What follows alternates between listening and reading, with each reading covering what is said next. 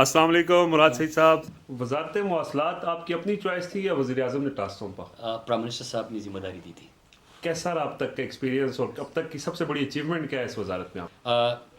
NHA इस वक्त 37 करोड़ की जो सड़क बन रही थी वो अब फी किलोमीटर 17 करोड़ पे बन रही है। 37 करोड़ और 17 करोड़। एक मोटरवे फैसलाबाद सियालकोट लाहौर को ले लीजिए और फिर सियालकोट कारिया जो हम बना रहे हैं उसमें 10 करोड़ फी किलोमीटर हमारे दौर में सस्ता बन रहा है।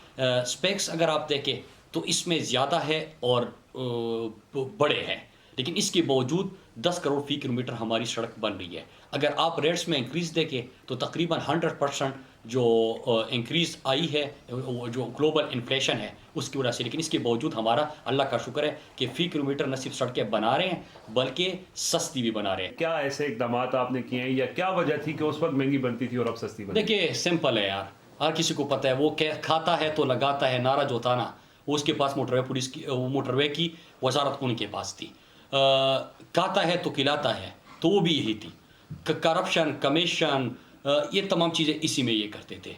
मैं सिंपल सी चीज़ आपको बताऊं, हमने कुछ नहीं किया, हमने बड़ा काम नहीं किया, इन्होंने जुल्म किया था।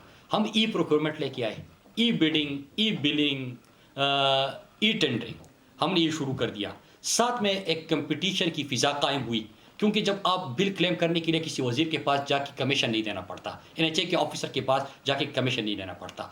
कोई मोटरवे का कंट्रैक्टर कंपटीशन है, सही तरीके से हैं, शफाफियत है, उसमें लोग आके पार्टिसिपेट करते हैं, तो वो भी देख रहे हैं, वो जो काम करने वाले हैं वो भी देख रहे हैं कि यार यहाँ पे तो हमसे वो पहले तो जीप कतरे बैठे थे ना, हर चीज़ में पैसे मांगते थे। जब आप ये नहीं करते तो कास्ट होनी चाहिए थी। अभी हैदराबाद चक्कर हमारा आ रहा है, उसमें आप मज़ीद करोड़ों रुपए सस्ता इंशाल्लाह इसको देखेंगे।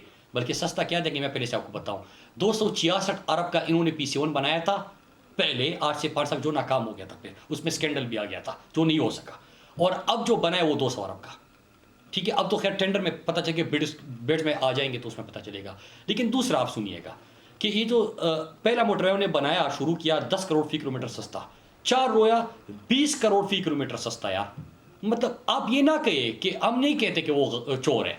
आप एक काम करिए, जब आप सफ़र करना शुरू कर देना, किलोमीटर गिनते जाए और 20 करोड़ से मल्टीप्लाई करते जाए, कितने किलोमीटर आप सफ़र करते कैलकुलेटर अपने पास रख के, इतने कहा गए। सिर्फ ये सवाल है। Opposition खुसूसन peoples party Bilawal Bhutto Zardari को बड़ा टफ टाइम देते हैं, कभी उन्होंने शिकवा किया या उनके किसी दोस्त ने आपको गिला किया कि यार थोड़ा हल्का हाथ रखा करें? बिल्कुल, मेरे पास जब स्पीच मैं करता हूँ, इनके जो सीनियर तरीन रहनुमा होते हैं वो आ जाते हैं। मुझे ये भी कहा कि वो जरदारी साहब और ये जो इनका फ़र्जंद जरदारी है वो कह रहे हैं कि जब मैं बात करूँ तो आप थोड़ा सा ना करें, लेकिन मैं तो अपनी पार्लिमानी अंदाज में दलाइल के साथ बात करता हूँ। मैं फरमाइश प्रोग्राम तो चलाने के लिए जाता नहीं हूँ कि कोई फरमाइश करेगा और मैं उस फरमाइश पे चलूँगा।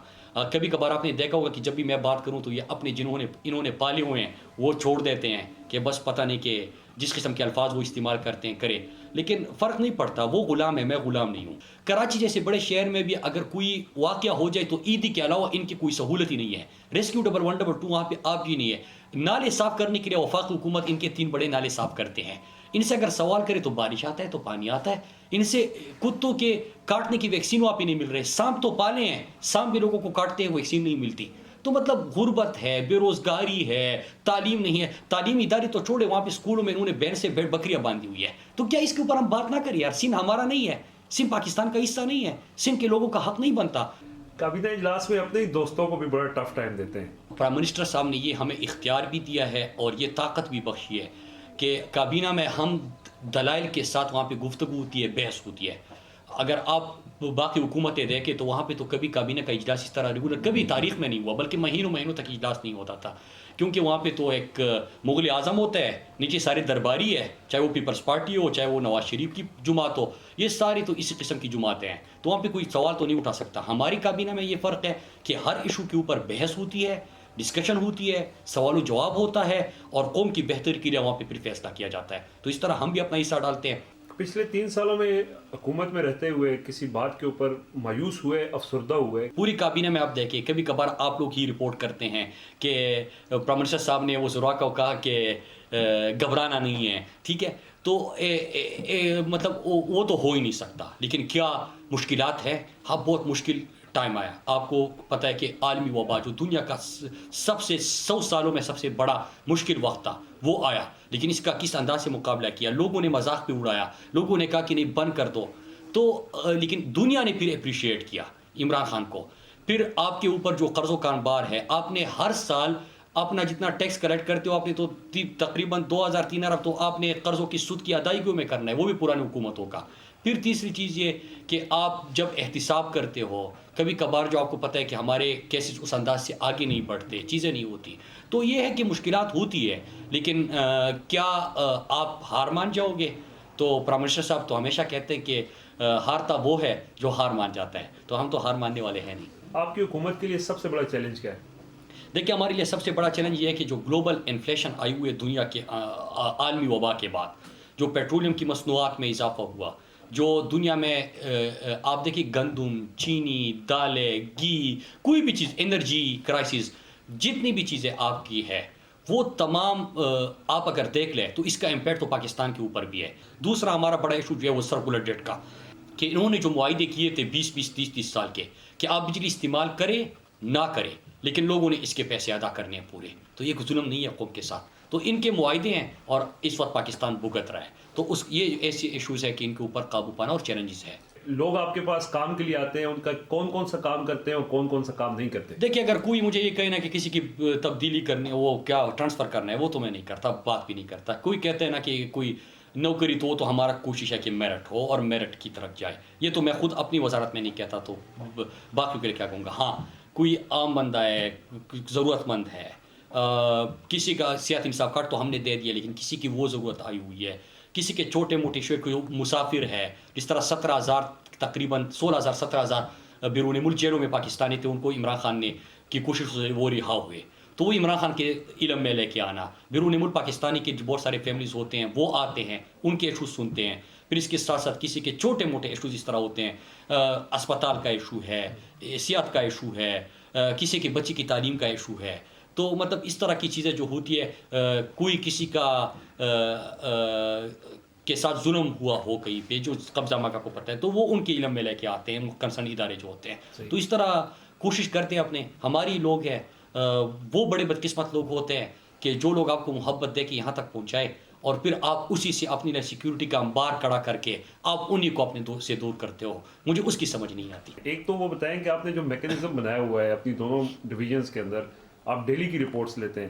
ہم نے یہ کیا کہ ہر آفیسر کو اب ٹارگٹس مل رہے ہیں, ایک سرکل اپنا ریونیو ڈیٹیل بھی بتائے گا, پارسل ان کو آج کتنے خط بھیجے گئے وہ ریکارڈ ایک ریجن کا میرے پاس آتا ہے, کتنے آپ نے اس جو آپ کا ویئر ہاؤس ہے وہاں سے ٹائم پہ نکالے, ٹھیک ہے, کتنے ٹائم پہ پہنچے, کتنے میں مسائل آئے, کیوں مسائل آئے, کتنا آج اس کا ریونیو ہوا ہے. ڈیجیٹل فرنچائز پوسٹ آفس سے سامنے کھولے تو آج اس میں کتنا بزنس ہوا, اس سے آمدن کتنی تھی, اخراجات ہمارے کتنے آئے.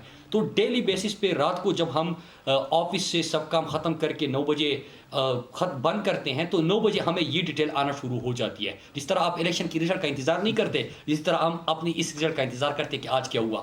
اس طرح موٹر ویز کے اوپر جو شکایت تھی, اب ہم نے ایم ٹیگ والا جو آپ کو پتہ ہے کہ ضرور کر دیا.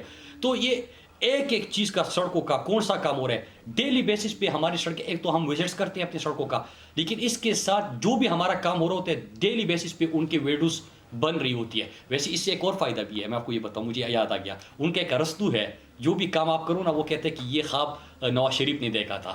آپ کہو کہ پاکستان کس نے بنایا تھا, تو ان کو یہ پتہ نہیں ہے کہ اگر ہماری منسٹری کے حوالے سے کبھی یہ کلیم کرے گا تو پہلے دن سے آج کے دن تک جتنا ہم کام کر رہے ہیں ایک کی ویڈیوز بھی ہم بناتے ہیں, وہ بن رہی ہے, ٹھیک ہے.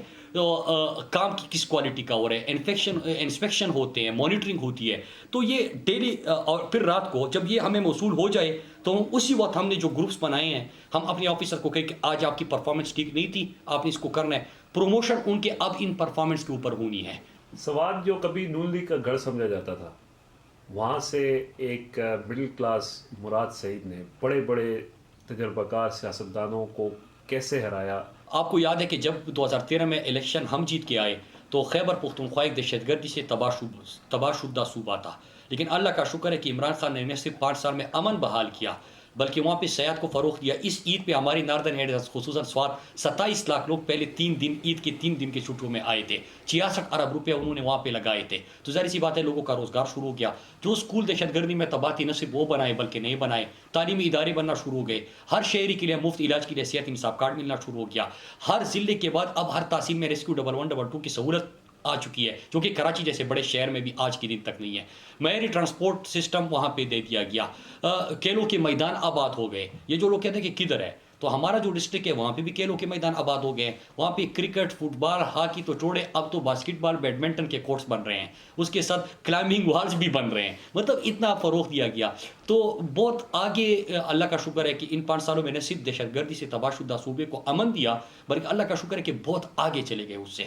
اور انشاءاللہ اگلی دفعہ آپ دیکھیں گے کہ خیبر پختونخوا میں اس سے زیادہ بلکہ پورے پاکستان میں ایک ہی اس وقت وفاق کی جماعت ہے, وہ تحریک انصاف ہے.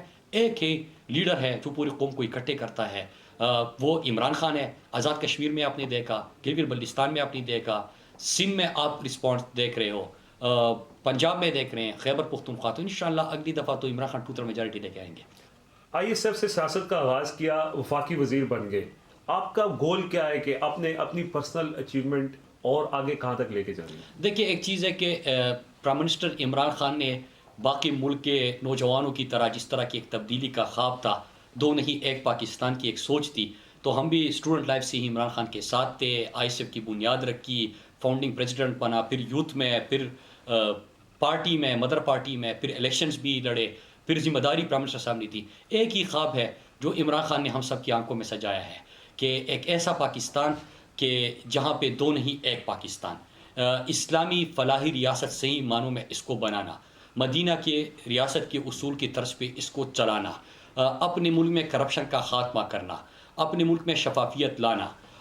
جو ہماری معیشت کا بیڑا غرق کر دیا تھا, کوئی کاروبار کے اپرچونیٹیز نہیں تھے, ٹیررزم سے ہم اللہ کا شکر ہے ٹورزم تک سفر کیا. تو یہ تمام چیزیں ایسی ہے کہ اسی چیزوں کے لیے آئے تھے. اور انشاءاللہ یہ جو ویژن دیا ہے خان صاحب نے نیا پاکستان کا, اس کو عملی جمع پہنانے کے لیے اپنی کوشش کریں گے اور اپنے لیڈر کے ساتھ رہیں گے. تو اسی کے لیے جدوجہد انشاءاللہ جاری رکھیں گے.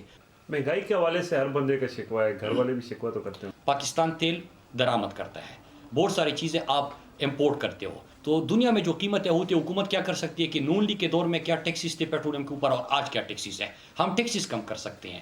تو سب کو پتہ ہے. لیکن آج پرائم منسٹر صاحب نیا پاکستان کارڈ کا اجرا کر رہے ہیں. میں پورے قوم کو مبارکباد دیتا ہوں کہ جو بھی چیز آپ کبھی بھی کسی بھی دکان سے, آٹا گندم جو آپ کا ہے, دالیں, گھی جو دنیا میں اس وقت مہنگا مل رہا ہے, آپ امپورٹ بھی کرتے ہو, لیکن اس کے باوجود حکومت پاکستان 30% اس پہ سبسڈی دے گی. مطلب اگر آپ گندم خریدنے جاؤ, آپ مہینے کے لیے اپنے لیے جب سودا سلف لیتے ہیں, دالیں, گھی, تو اس میں جب آپ کریانے کی دکان رجسٹر ہوں گے اس میں آپ کو 30% حکومت پاکستان رعایت دے گی. مراد سعید جیسا مڈل کلاس نوجوان اگر کامیاب ہونا چاہتا ہے تو کیا کرے؟ دیکھیے ایک چیز ہے کہ مجھے تو کامیابی تو اللہ کے ہاتھ میں, اللہ دیتا ہے, انسان کوشش کر سکتا ہے. لیکن ایک چیز ہے کہ میں تو اپنے کاز کے ساتھ سنسیئر ہوں. میں ہمیشہ کہتا ہوں کہ یہ جو 2 نہیں ایک پاکستان کا نعرہ ہے یا جو نیا پاکستان ہے, میں ایمان کی حد تک اس پہ یقین رکھتا ہوں. میرا نظریہ جو ہے وہ میرے رگوں میں خون کی طرح دوڑتا ہے. مطلب وہ میں بلیف نہ کروں نا, میں کروں گا کیسے؟ مجھے تو اس کی سمجھ نہیں آتی ہے نا کہ جب آپ ایک چیز کو بلیف نہیں کرتے تو آپ کرتے کیسے ہو.